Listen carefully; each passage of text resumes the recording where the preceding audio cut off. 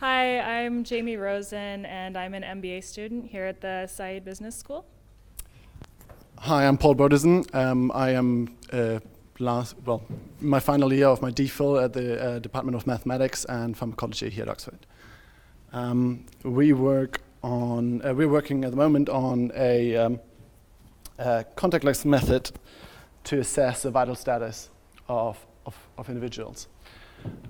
So Ebola is, as you all know, transmitted through direct contact with body fluids of infected individuals. And for that reason, healthcare workers are required to wear extensive protective equipment when interacting with patients, but also people who are, who might possibly be infected. And these are warm countries. I think it is quite clear that there's a problem because in the countries where the disease is endemic, anybody could potentially be infected, but you cannot. I think you cannot expect healthcare workers to wear this type of equipment at all times when interacting with everybody. All right. So we set out to develop a technology that would assess vital signs and would allow you to triage people into potentially infected or uninfected categories. And we said it has to be contactless. Obviously, it has to be affordable for these kind of health clinics. Ideally, it should be automated. So you have a shortage of healthcare workers. If you could take off some of the load of their shoulders, I think it would be desirable. It would have to use locally available technologies. Obviously, it should be user-friendly and open source as well. So the vital signs that we want to look at are the vital signs that are generally used for the assessment of the health status of people. So the temperature, obviously, the pulse, which is an interesting vital sign in Ebola because it is, so people have high fevers, but they tend to have very low pulse rates, or comparatively low pulse rates, which should allow you to identify them, at least in the early stages when that is the case. And also you could also take the respiratory rate, which is also another measure that would maybe confirm whether the person is actually sick or not. So there are existing contactless technologies to do this, but they tend to be very expensive. They tend to be very expensive, in particular because to measure the temperature, they tend to use infrared cameras, and infrared cameras cost upwards of £1,000 generally. So they're hard to come by under these situations. And if such a camera broke, you'd have difficulties to find a place to repair them. And also it turns out these type of cameras are actually not that great at measuring body temperatures.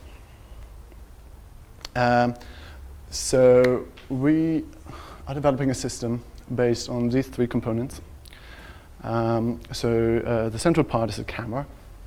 Any camera will do. Any webcam will do, I guess. And they're fairly cheap. They tend to be available pretty much everywhere nowadays.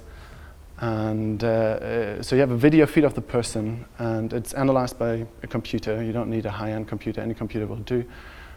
For the pulse rate and the respiratory rate of the individual, and you can combine that with a small handheld device. This is a contactless thermometer. It measures temperature fairly accurately. So my hand at the moment is 31 degrees, which is perfectly reasonable for a hand. So there's some offset that you need to take into account, obviously, but it tends to be fairly stable. We did some field experiments, or Jamie did some field experiments. And these are fairly cheap devices. They cost about 20 quid. We got ours yesterday at a local hardware store.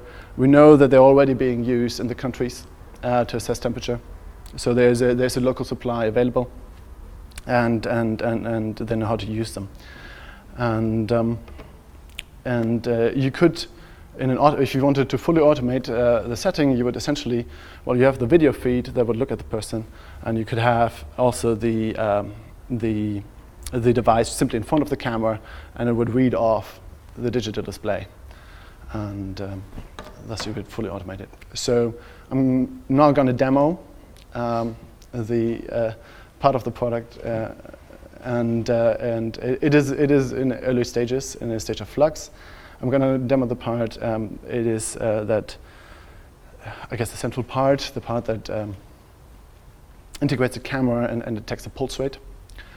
And it is, yeah, there'll be a user-friendly interface. There's no user-friendly interface at the moment, obviously, but that is doable, and there'll also be a program that takes the people through the setup and so on and so forth.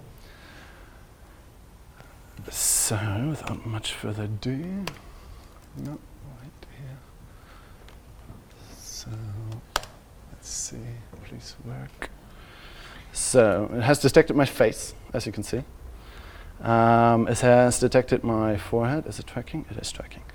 It has detected my forehead, and I'm now going to lock it on my head. Yeah, and it's starting to estimate my pulse. It's starting to blink. If you want, you can get a. Do you see that? Yeah, you can see that. You can get a readout of my pulse rate. So at the moment, I'm at 50 beats per minute. Is that based on the?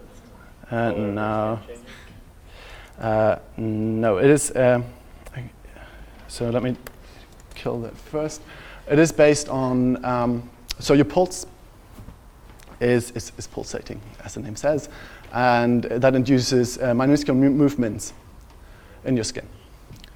And essentially, if you have a movie, you can detect the frequency of that movement over time. It's a very simple thing to do in movies. And you would do the same thing to detect breathing rate. You would just detect pulsating movement at a lower frequency because you only breathe, maybe 10 times per minute, but you have 60 or up to 120 beats per minute pulse. So that's how that part works. So yeah, we switch back to this. Yes. I already demoed that part. So we think this kind of technology could be used, as I already mentioned, at health centers. We also envision that you could use it at bus terminals, schools, workplaces, and other public places. And under these circumstances, there wouldn't be a healthcare worker there. It would have to run fully automatic, which we think is very doable with this setup. And when a person would come up as potentially a positive case, then there would be we envisage some sort of automatic feed on the screen of the device that would then direct them to the next hospital, for example, instead of letting them travel or whatnot. This is all from us. If you have any questions, please let me know.